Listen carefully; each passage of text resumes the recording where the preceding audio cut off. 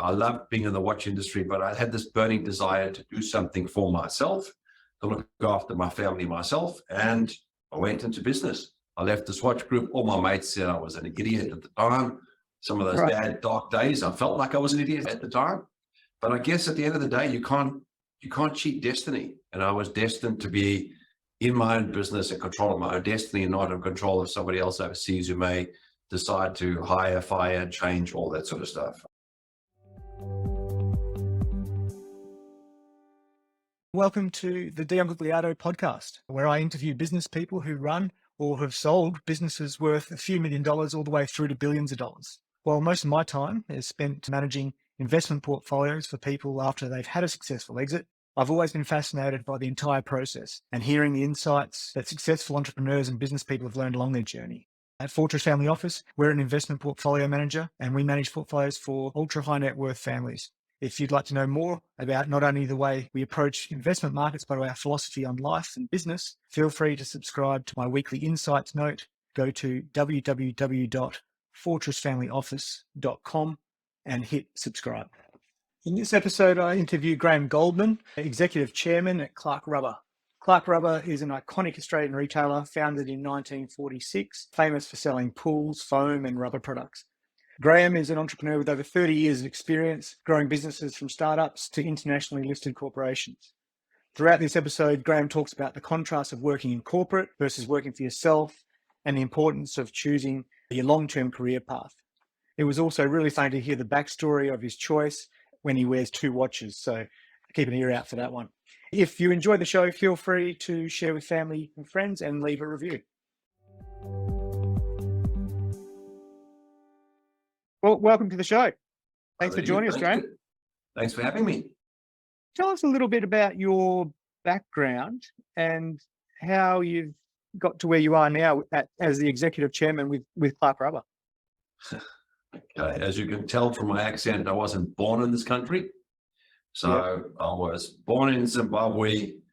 First 10 years of my life, spent 20 years in South Africa, then arrived in Australia in 1995.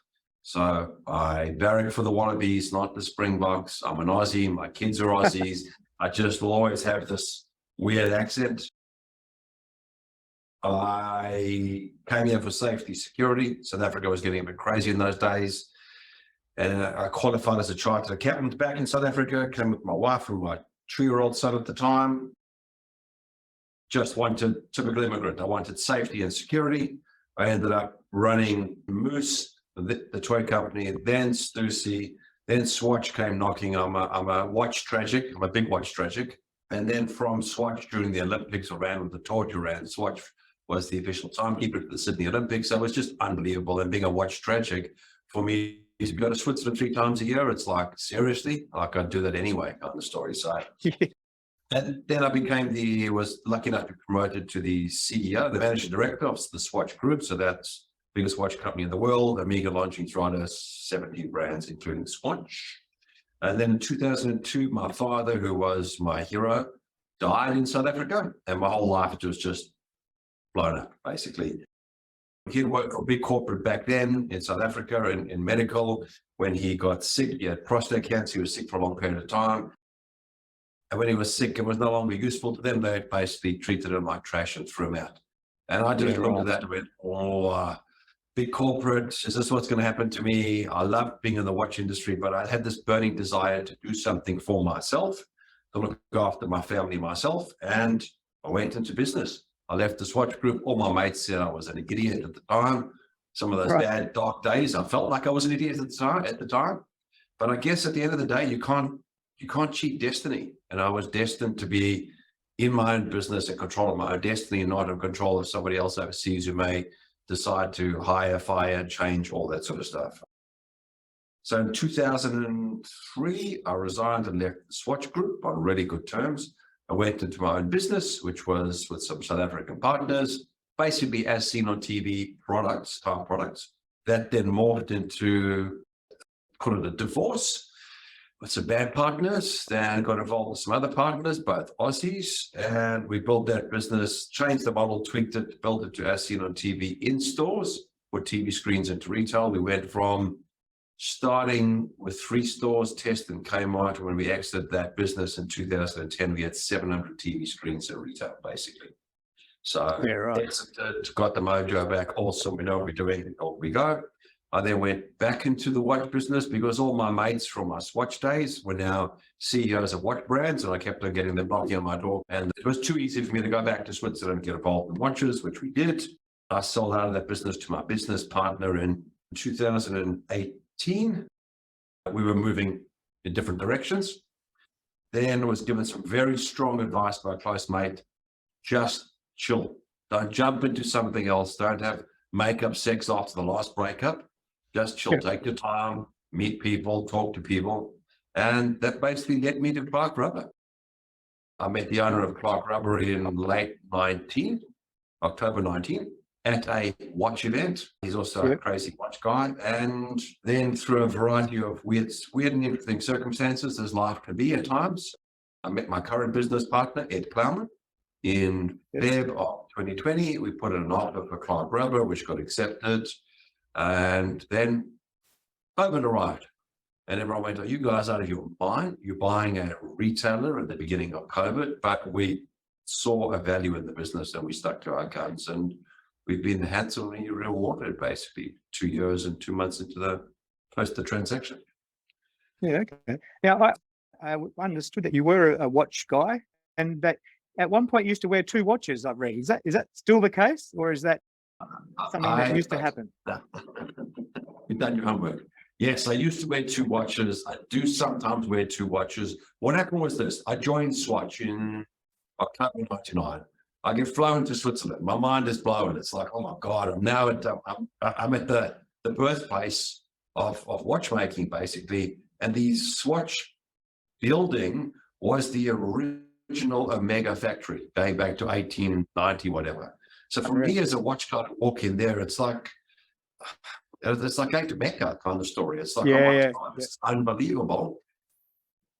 And they had just released in Switzerland, had released elsewhere in Australia, the metal Swatch. So I arrived with a plastic Swatch, as everyone knows, everyone had.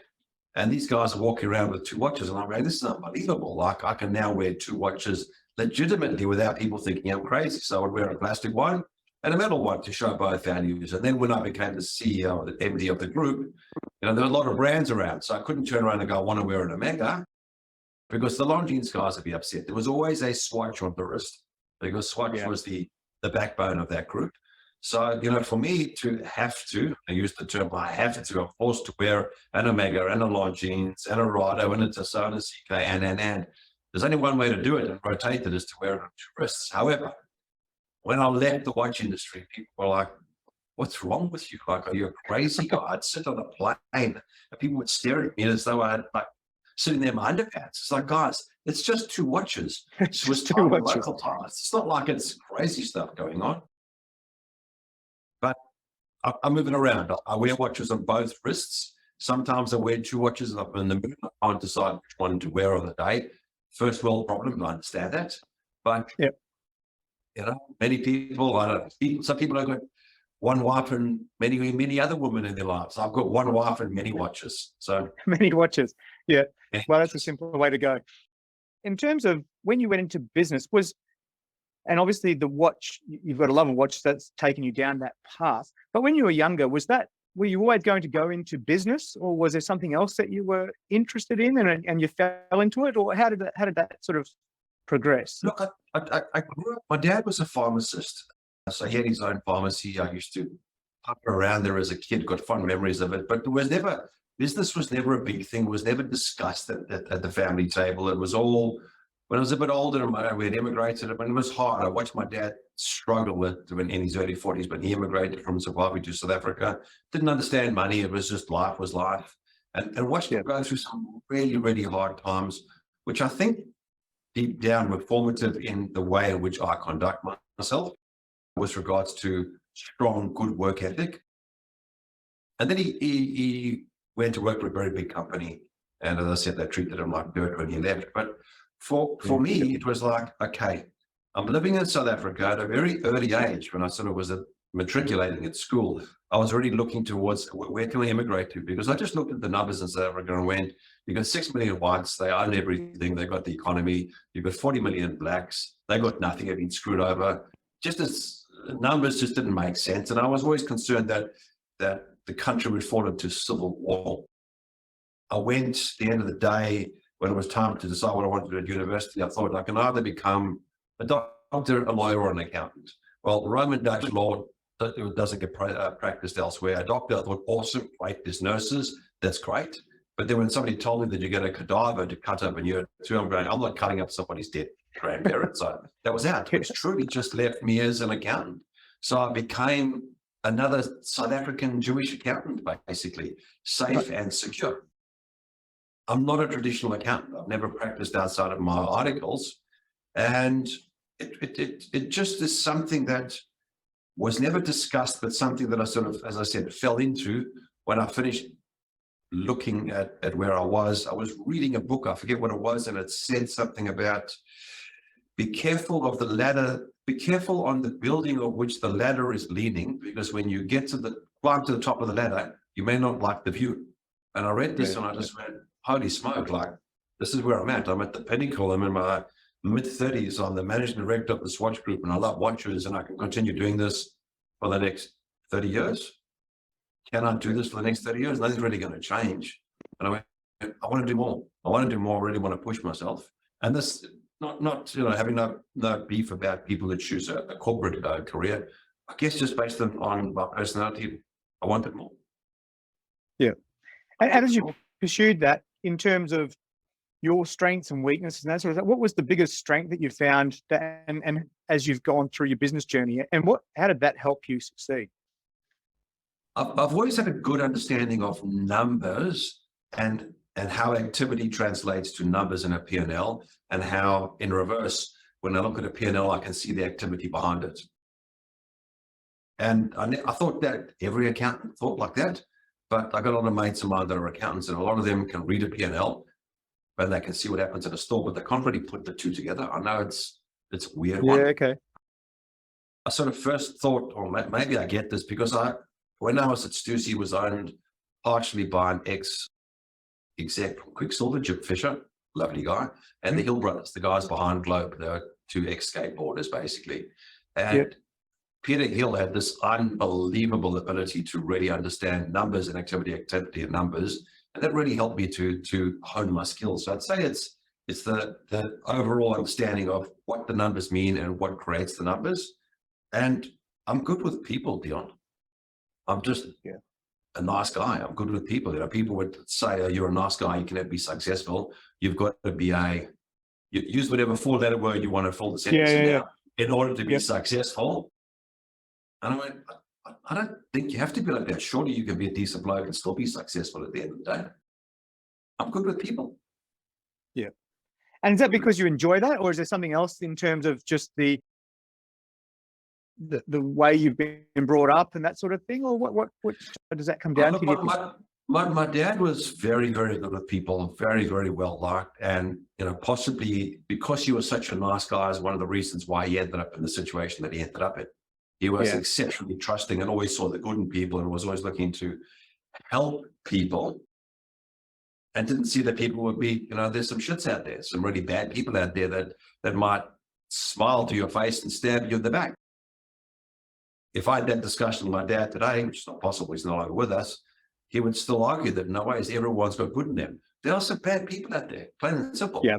So the being good with people, being liked by people, watching him, seeing people like him, seeing people embrace him, he was the life of the party, definitely rubbed off on me. The number side of things, it's just, I guess, because I became an accountant out of security, because I knew I was going to immigrate, and I found it really easy. I see things, as my wife, who's no good with numbers, says, you see everything in spreadsheets, and I do. I see everything in spreadsheets. Yeah, right. I have similar discussions at home. I do understand that dynamic around the numbers and not so much on the numbers. What about weaknesses? As you've gone through, I mean, everyone's got their weaknesses. What are the sort of things that you struggle with more so, and how did you overcome that as you progressed? Minutiae, details, filing, all of that sort of stuff. have tried years over the years and years and years. I'm no good at it. I'm really lousy at that sort of stuff. The bigger picture, let's go, let's do it. Perfect is the enemy of good. If it's good, let's go, let's have a crack, let's fail fast, all that sort of stuff. Yeah. I learned a long time ago that I would far rather work on my strengths and hire somebody else to where their strength is my weakness and let them do that sort of stuff instead of me trying to bring my weaknesses up. I think the bigger impact I've been able to have is to hone my strengths and focus on that and pay someone else to do the stuff I don't like doing. I don't like doing filing. I can't stand stuff. I hate paying bills. Like I'm always getting final demands from AGL or whatever it is. It's like, can somebody else pay the bills kind of story? It's just, I'm not good at that sort of stuff. I want to get out and build and create. I had an elder brother who was several years older than me. I had a younger brother who was born soon after me who was disabled. So I was very much left alone as a kid. And I spent a lot of time building stuff, playing make-believe, Meccano, Lego, all that sort of stuff. So I just think that just rubbed off. I like to build stuff and create stuff. I never liked packing away the toys and packing away the Lego. I always got in trouble with my parents. Right. I just wanted to build it. I didn't want to clean up afterwards. I'm no good at that. So I'm no good at gardening at home, much to the disgust of my wife. I hire somebody else to do the gardening. I don't like it, don't want to do it. Yeah, So, I remember reading years ago someone saying that things like, mopping the floors and some of the cleaning, no one cares who does it so long as it's done. And I think with some of that sort of stuff, it's very true, right? early on in my career in South Africa, I went to a business breakfast, and at that stage, no one had drivers, and definitely not in South Africa. And since you would drive your own car, and this guy was in sales or insurance, something like that, and he had a driver, and everyone went like, "You're up yourself." And he went, "No, I'm not up myself. I pay a driver, forget the numbers, $1,000 a month. Yep. I get in the car, I can make my phone calls, I can send my emails, I can answer everything, and I don't have to worry about parking. I can get to my meeting fresh, know what I'm going to do, and I can make 100,000 a month for paying this guy $1,000. So why wouldn't I do it? That's really smart. That's really logical. It's not being arrogant. It's logical. Yeah. So I just look for the logical way of doing things. And maybe I joke with my mates, I'm lazy. I want to find the easiest way between A to B, not the hardest way between A to B. Yeah. In some respects, hard work is great, but you've got to work smarter, right? And that's just, like you say, logical. Oh, it's difficult when it gets ingrained in you. You want to be in the office and people are not in the office at 5 o'clock and you go, where does everyone gone to? Like, why are they going home? It's the output. It's not the hours of time in the office. And I'd often say to my sales guys, like, so long as you achieve the outcome, if you're out in WA, how am I going to know what you're doing? I don't know what time you clock on. I don't know if you're having late lunches, long lunches. If you're out at the strippers tonight, I don't know. So long as you get the outcome and so long as you're personally fulfilled, we all win. But human nature, Yeah. you want to get your pound of flesh. But I guess as I've matured and got older, I just look at it and go, so long as we achieve the outcomes, that's all that matters at the end of the day. People have to have their own lives. You said as you get older, you sort of look more at the outcomes. Is that something that you learned over time rather than in terms of focusing more on outcomes rather than just sort of doing the hard work? And how did that process go? Look, definitely. You know what I mean? I used to watch my father work 7 days a week because he ran hospitals. And at 7 o'clock in the morning, even on a Sunday, he was gone. He wouldn't work all day Sunday. And it was like, for me, it was, okay, hard work equals money. Money equals financial freedom. And one day you'll retire and then your life will start. So that was embedded in me early on in my career, to work really hard, work really long hours. Plus, I wanted to amass as much as I could in order to get out of the country. I never realized about currency at that stage until I immigrated and realized that you take your $100,000 apartment, which then becomes $25,000 Aussies dollars, and then you want to go buy the same apartment and it's 100,000 Aussies. So it's like, oh geez, I've just lost sort of all this value. And then I sort of watched my dad really get chewed up at the end of his life and go, you know what, all those hard hours, all those 7 a.m.s and on a Sunday, to really make a difference. And when I sort of looked at people who'd worked really hard and been really successful, people like the Hills, I'll give a funny anecdote about that in a second. It's sort of like, hey, these guys are working smart. They're not necessarily working long hours. And it's like, well, look how successful these boys are, whereas I'm working my ass off, and where am I getting kind of story. And it's the old stereotypes. I mean, the funny stories. I went to the interview in a suit and tie. I mean, these guys are skate, surf, streetwear. And I arrived at the boardroom, and within half an hour, I'm sort of saying to the three of them, sorry for this, guys, but who's the boss? You're all in jeans and t-shirts, some are tattoos, like the hair's all over the place, no one's shaving. I'm going, who am I pitching to? Like, I don't know who I've got to actually convince. And they sat back and laughed. And they went, it's okay, Graeme, we want to offer you the job anyway. We're all the bosses here. But it's like, where's the guy going to come in the suit and tie? No, we're talking 90s, so it's changed now, a bit more casual. And that was the stereotype I had, the guy that wore the suit and the tie and sat at the top of the table. He was the boss. He's the guy you had to pitch to. So, I learned a lot through that environment, but then went back to the Swatch Group environment, which was very, very Swiss German, very prim and proper, suit, tie, all that sort of stuff. And I just, part of the experiences, basically the life experiences with the people that I've worked with, good and bad, shaped where I am today. Yeah. And from a, like you say, working smarter, I mean, some of that where you're working hard and you see people do it. And my dad worked really hard, and that's a lot of people, especially immigrants, do that because that's all they know, and it makes sense. But there's also the part of, we don't know how long we're going to live. We all assume we're going to live forever, right, as we do these things. But actually, one day we're not going to be here, and you've got to, you don't know if you're going to live another 5 years, 10 years. We all assume we're going to live another 50 years. But the point to all of this, like you said a second ago, yeah, you do this, you work hard, and then you retire and get on and enjoy your life. But actually, there's no guarantees there. So you've got to find that balance to just be able to enjoy life as you go along and take that little bit of time, because that's priceless, right? It's a hard one. My late dad would always say, hey, I'll get to 65, I'll retire, and then I'll tinker with my Model T. He had a lot of cars. He had a Model T Fords, which was great. He died at 64. Yeah. He died at 64, and you look at it and go, that sort of rocks your world, because you think you work, then you retire, and then life starts kind of story. I found out last week that my brother, who's 61, has got cancer. Yeah. And I'm like, you're my big brother. Like, what do you mean you've got cancer? You're still young, and he's really young and fit and healthy. And I go, what do you mean you've got cancer? It's not a bad cancer, but he's got cancer kind of story. Yeah. I caught up recently, September, with mates that I was at school with in South Africa, almost like a 40-year reunion in the US. And you go through how many people have popped off, got divorced, died, all that sort of stuff. And you go, this shit is happening. And you get to a certain age, people are dying in their 30s, 40s, and 50s, and we don't have 50 years left. I'm well into my 50s, but you're an immigrant. And the thing is this, I look at my sons who have grown up watching the crazy work hours and work ethic. They both got it, but they're working smarter than I did when I was their age. I was just grind and pound and work really hard no matter what. They work really hard at big hours when I compare it to their colleagues, their friends, but they're working smarter than I did when I was their age. I feel like in many ways kids today seem to have a better perspective on life balance than what sort of the older generation did. And it's got its pros and cons too, right? Because there's always going to be criticism around that. But they do, from what I've seen, they do seem to have some of that sort of more perspective on that. And like I say, it can go both ways, but it's interesting to see that.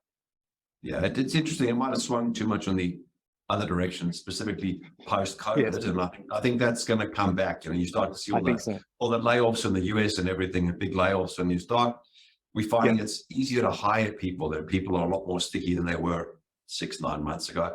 But then I look at my son, who's 26. He's at LD, an area manager, really successful for someone his age, and he just goes, we have this joke. It's like the Bradbury approach to your career. Kind of Steve Bradbury, the Olympics. Everyone falls down and you win it.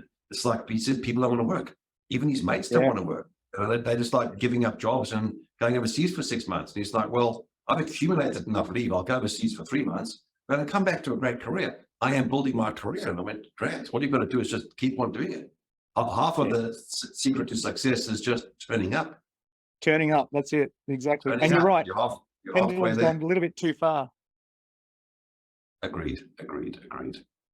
And you just said you're seeing already a change in terms of from an employee perspective in the last 6-9 months. So you're seeing that, because my perspective on this is that we will see that real change. I was thinking it was going to come early next year in terms of that job security becoming a focus for people, because they're going to become increasingly worried about, we're going to see unemployment rise next year, in my view, from a macro point of view. You're seeing it with the tech layoffs in the US, tens of thousands of jobs starting. So this is the start of that. And people are going to be less demanding, because you're going to get that power shift in terms of, everything's in the employee's favor, and that's going to, employees' favor. And that's going to change, right? Job security, people becoming more in the office because, the people who are there are going to be getting the promotions, retaining their jobs, all that, presumably, right? But are you already seeing a change in that? It's an interesting thing for this, Dion, because when we bought the business, we were out in an old 1970s admin building of a Godfrey Hirst factory out in Bayswater. We moved to the building that Xero built, the bookkeeping software. The previous place out in Bayswater, all closed offices. It was almost like watching a movie, the TV show The Office. You could have filmed the version of the TV show The Office, Melbourne, and you wouldn't have had to change any of the furniture. Okay. Everyone I've got had a good own picture. offices. Own offices, meeting rooms, and Xero, our CEO at Clark Rubber, wanted to move into a place that's open plan. So fully open plan, literally the whole building. And it's amazing at how we've had zero pushback. People have thoroughly enjoyed it. And when the time came to, okay, guys, time to get back to the office, COVID is, I use the term over. It's endemic, not pandemic. We're quite surprised at how many people wanted to come back to the office, wanted that collegiate feel, wanted to sit, and we've got a great office with a great internal coffee shop, and they wanted to sit and literally just shoot the shit with their mates, with their work colleagues, just what was the norm for me. So yes, we do have a work from home policy, but it's not being used by a lot of people, and it's not being abused at all. We were really concerned old school is going to be abused. About a year ago, somebody came in, one of our employees that was really, really highly regarded here, but junior, had a 60, 70K salary kind of story, so at that level, and came in and resigned, and we were like, mate, what's going on? Like, we thought you were here forever. We've got a great career path. We're working with you, mentoring you, all that sort of stuff. And he went, I've been offered 25% more somewhere else. Big increase. And we went, go with our blessing. Okay. The problems come in that with 25% more, he's not going to do the same job as he was doing today when he was working with us, when he goes to these new guys. I was reading something on LinkedIn last week where some guy, a whole long story about a person who's basically just resigned because he got treated like garbage by his employer. He got the same sort of increase and they wanted more, and the work, the culture wasn't there, and all that sort of stuff. And his stress levels went through the roof. I think it's going to be a rude awakening. If I'm going to give somebody 25% more than they're currently earning, I'm going to want them to be at a certain level. It's just plain simple capitalist economy, in my view. So what we're seeing is when we're putting up jobs where maybe 6-9 months ago, you either had zero people applying, or you had all those dreamers applying that had no skills for the job. Yeah, okay. We've hired some real superstars in the last 3 to 4 months. Real superstars across the board in finance and marketing, I'm just looking at the office now, finance, marketing, in product. So it's just across the board at the end of the day. So it's sort of like, I've got a lot of mates in tech, and it's like, if 11,000 people get laid off from Facebook, there's a reason, which means they're not getting their marketing revenue. If they're not getting their marketing revenue, their clients are not spending it. They're not spending it because they're not getting their revenue. And it just flows all the way through. So people that think it's just tech layoffs, you go, it doesn't make sense. It's just tech layoff. It's just that's just the start, right? That's just the start. That's the start. And then that flows through. Okay, no, that's interesting to see that on the ground. That's what you're sort of seeing in that space. But yeah, that just sort of confirms my thinking around how it's going to work. But it's interesting to see it a little earlier than what I actually was thinking. In terms of, as you've gone into business, what's been the best decision that you've ever made, do you think, and why would that be? Best decision ever made is to marry my wife. Best decision ever made, marry my wife, personal basis. Best decision in business is to keep on going. I've had keep on going, perseverance. I've got a small group of really close mates that have been on this journey with me, and this entrepreneurial journey that I've had since leaving the corporate, and they are all on my case going, you got to write the book. I won't bore you with the story now. It's not for the podcast. You got to write the book. And I mean, you know what, guys, I will write the book one day and I'll donate 100% of the proceeds to charity. I don't want to make any money from the book. And it's just to share the learnings with other people at the end of the day. It's a crazy story. But it's the best decision is to keep on going in the face of extreme adversity and in the face of an unbelievable angel of a human being my wife, who is a school teacher, got all the EQ, but knows nothing about spreadsheets, wouldn't have a clue about $1 million. The difference between $1 million or 100 million means nothing to her. She's not motivated by money or anything like that. Yep. So just perseverance, just keep on going day by day. Not so easy when things are not going so well. And what is it in terms of that resilience that you think that, it's fundamentally within you that made it easier, or not easier, that's the wrong word, that helped you to do that, to keep going? What would you put that down to? In 2004, I went into my own business, 2003, 2004, thinking I knew everything. I'm an accountant. When I was at the Swatch Group, we never looked at cash flow because it was owned by the Swiss. If we had money, we paid them for stock. If we didn't have money, we didn't pay them for stock. It was their pocket, our pocket. It didn't make a difference. I run my own business and go, where's all the money gone? Oh, it's all in stock. Geez, I've got to do a cash flow. It seems crazy for a chartered accountant, but there's the reality. Also, in your own business with 2 employees, really lonely. I'm a team player. I'm a massive team player. I've only played team sports.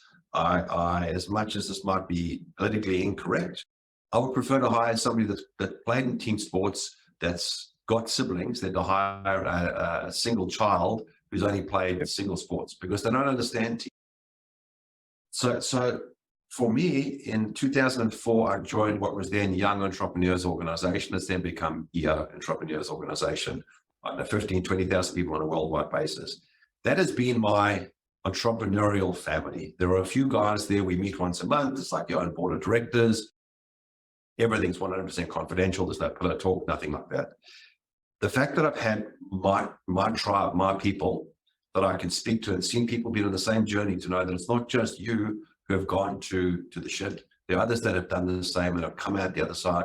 Being able to lean on other people and not sit back and go, I'm a proud South African male that does it all myself. I've leaned on other people that have been through trouble, and I've come out the other side knowing that they're there to assist, has been hugely, hugely important. These are the guys that are going to write a book, Graeme. The story's unbelievable. You can have the third copy. The second copy will go to Craig. You'll get the third copy. Oh, perfect. Thank you. No problem. Now, in terms of what about mistakes or challenges? And you just sort of alluded to some of those sorts of things that will be in the book, and without stealing or preempting the punchlines or the conclusion to the book, what would be some of the biggest challenges that you faced? Trusting people blindly. As I said before in this discussion, my father, who just believed in the good in every man, every human was a good human. And believing that they're exactly like you, believing that my partners were aligned, that we shared the vision, that we could sit and agree on the vision, shake hands, agree on the plan. And then when the plan didn't go according to plan, which often happens in business, because business is a living, breathing beast, it was the lack of loyalty and the way in which they changed. And also just to realize, which is a hard one, that there are just some blatantly dishonest people in this world. There's some bad people around. There just are some bad people around. It's that simple. And I just look at it and go, it's difficult because I'm not a bad person. I don't think like a dishonest person. So in order to think like a dishonest person, you need to be a bit dishonest. So I can't think like a dishonest person. So for me, the biggest mistakes would be to blindly trust people. Okay. That's it's a fine line. Yeah. Well, but it's a fine line, realizing and understanding that and not becoming cynical at the same time. Right. I've had similar things in terms of through my business journey as what you're talking about, where you do trust people fully, and then every now and again you're shocked and less shocked as you go through life and see these things, because you do learn the hard way. But I always wanted to make sure, and I always said this to my wife, that I never want, no matter what happens, especially through some of those tough times that everyone goes through, I never wanted to become cynical, and I always wanted to trust people first. And every now and again, it means you're going to get burnt. But Correct. I never wanted that to make me become cynical of people, if that makes sense. And it is a fine line, right? Yeah, it is a fine line. Look, I guess the difference between current Graeme, old Graeme versus younger Graeme is the trust is still, I still believe inherently that people are good. But when I start to see that maybe they're not so good, I jump a lot more quickly. Whereas in the past, I would forgive and I'd make excuses. I'd bullshit myself, if you want to call it that much. Now there's no BS. And also I've got some unbelievable advisors that I know care about me personally and my family, people like Craig. With Craig, I can always reach out to Craig. And I learned many years ago, if you're going to surround yourself with good advisors who you trust and respect, if they tell you something that you don't like hearing, you've got to listen to them because they want your best interest at heart. Don't look for the echo chamber because you're going to get yourself into trouble. And, sometimes when I'm going to have challenges, I'll reach out to Craig and go, Craig, what do you think? You know me well. What do you think? I do the same thing with Eddie Lebovitz, our accountants. I'll pick up the phone and go, Eddie, what do you think? I'm not sure about this. And I can't just dismiss it if he tells me something that I don't like. And that really has been a fundamental shift in my thinking, that it doesn't have to be all, as a proud South African male, I can do it myself. My success is a culmination of a lot of other people's input. Yeah, okay. That's interesting. Teamwork. Yeah. And what about advice that you've received, Graeme? Is there anything that you've received or anything that you would say or pass on to somebody else who was starting in business? Yeah, look, a couple. It's never as bad as you think it will be. There's advice I've been given by people that have been there before, well-trodden path. Some of the sort of people have gone that the perseverance pays off, and all about honesty. There was one I read recently, which is just still again about honesty. Don't do anything during the day that will keep you awake at night. Yeah, okay. So it's just simple honesty at the end of the day. Shake someone's hand. As much as it pains Craig, I'm still happy to shake your hand and go, you got my word. Look in the eye, you got my word. Because I don't care what's involved in the contract. If you break the word, the contract is as good as toilet paper. Yep. Not something that Craig, being a lawyer, would probably share sentiments with, but I agree with you on that. We have that argument all the time, and it's just the way which you are. You've got to be able to look at man in that, and I look at person, not a man, in the eye, shake their hand and go, we've got a deal.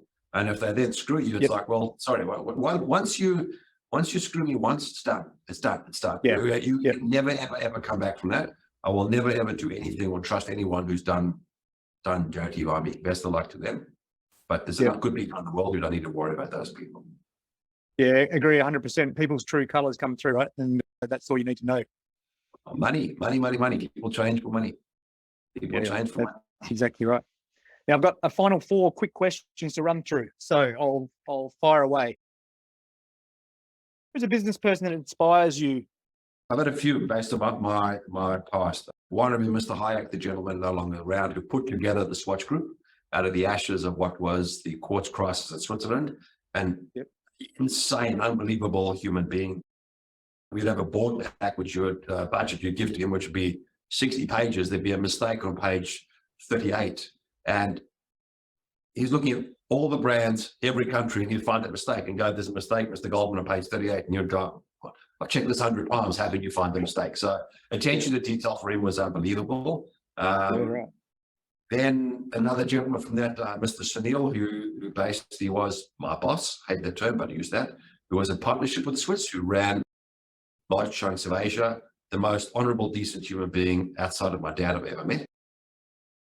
Insanely wealthy, not that money's everything. And when I first went to his apartment in Singapore, it was like, this is it.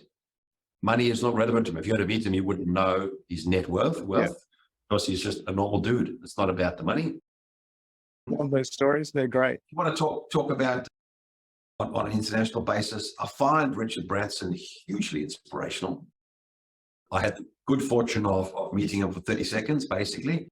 My ad agency at Swatch was his ad agency that launched Virgin Blue, and he came for a bit of a launch, a spiel. He walked around to about 200 people that were there listening to him, shook your hand, looked you in the eye and went, "Hi, I'm Richard. Thanks for coming." It's like, of course you're Richard. We all know you're Richard. Like you shook my hand. Like, give me an introduction. Yeah, hi, I'm Richard. Oh, wow. Thanks for coming to 200 people, and you go, keep it real. Keep it real. So most probably those three would be big ones for me. Yeah, right. Very interesting. Yeah, very interesting. What about best business book you've ever read? Losing My Opportunity was a big one, a long time ago. Richard Branson. Richard Yep. Branson. A recent one I read was The Ride of My Lifetime about Bob Iger from Disney. I Okay, was yeah, blown away. If you haven't read it, read it. Blown away. I haven't read it actually. No. Read it. Read Okay. it. Go buy it. Read it. I tell you what, buy it. Send me an invoice. I'll pay for the book. Buy it. You'll thank me. It's an unbelievable book. Great, real life stories for a guy that took an unbelievable, iconic business, fought with the board, did the right thing, built something that's insane with the stuff he bought. All the Star Wars stuff and Marvel. And it's really real because you can see the product now. You can go see all the Marvel movies, all the Star Wars stuff, and you go, those are the fights that he went through. Very real. Great book. I think he bought. Didn't he buy Star Wars for something like $4 billion or something like that, which is the target compared to. Oh, yeah, but crazy numbers at the time. But when you look at it now, you see what they're doing. He just had a vision. He had good people around him. He worked with the board. I mean, he fought with Roy Disney. I mean, the guy's name is on the shingle above the door, and he knew what he was doing, and he fought what was right. And when you read the book, okay, it was written by him, but when you read the book, by all accounts, it came across as he's just a really good, decent bloke. Okay. I'll have to get that for sure. And Shoe Dogs from Full Night. Oh yes, yep. Shoe Dogs was phenomenal. Nike, phenomenal as well. So quite amazing. I'd say those are the ones I'd suggest. And what about favorite quote on business or leadership, life, anything along those lines that you sort of that really resonate with you? There's one that I've lived with my whole life, and it goes the following: "There, but for the grace of God, go I. There, but for the grace of God, go I." What happened was this, and it's a quote that my dad said to me when I was about 7 or 8. When I grew up in Rhodesia at the time, became Zimbabwe, they didn't have TV. We'd go to the movies, the bioscope on a Sunday. It was like the big thing. We'd get dressed up and we walked in and we would get popcorn and lollies and all that sort of stuff. And he said to me, "Hey, how about we don't get you popcorn and lollies tonight? We'll use the money for something else." And I was like, "Are you crazy? I'm a 7-year-old. I've earned them. It's my right." He went, "Come, I want to show you something." And he did something with me that changed my life forever and for the better. But at times I was really pissed with it. We basically walked out to the front of the movie house, and there was a beggar, a black man who was literally lying, begging for money. And my dad bought him food and gave him money and kneeled down to talk to this gentleman on his own level. Now, for me, growing up in a very segregated society, it was like, why would you talk? But I didn't even see the guy. I wouldn't see him at 7 years of age. And after engaging with the guy and talking to him and giving him food and money and all that sort of stuff, my money, my popcorn money, he then gave me that saying, "There, but for the grace of God, go I." It has stuck with me all the time. It's both an honor and a burden. What a powerful lesson. There, but for the grace of God, go I. Yep. Yeah.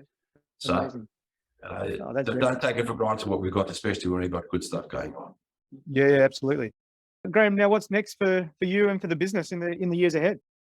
Further growth. We've got an unbelievable, iconic brand here at 76 years old. Everyone knows Clark Rubber. It's starved of investment over the previous couple of years. It's a bit like a Titanic. It's not a speedboat, so it takes a while to turn things around. We've got an unbelievable team, unbelievable CEO, CFO, senior leadership team. It's just more growth, more of everything. More stores, more franchisees, more product, more of a good thing. It should be far bigger and far better. It should potentially, people have said to me, should have been part of a West Farmers if it hadn't have gone through the challenges that it had. It could have been the birth of Bunnings or something like a Bunnings or one of the Chult stores. We're privileged to own it. It's privately owned by my partner and myself. So it's more. We've probably got 5, 6, 8 years of building more stores, just more of everything. It's an unbelievable brand that we're privileged to be the custodians of, basically. Yeah. So it's very exciting. Thank you. That it is. Thanks very much, Graeme. That was awesome to hear your insights and then about your journey. And I'm really looking forward to receiving the 3rd copy of your book when it comes out too. So put me on your what will be a growing list, I'm sure. It's in here. Go buy Ride of a Lifetime. And tell me what you think of it after you read it. Great book. I'll be back in touch on that for sure. Fantastic. Graeme, thanks very much for joining us. Thank you. Thanks for your time.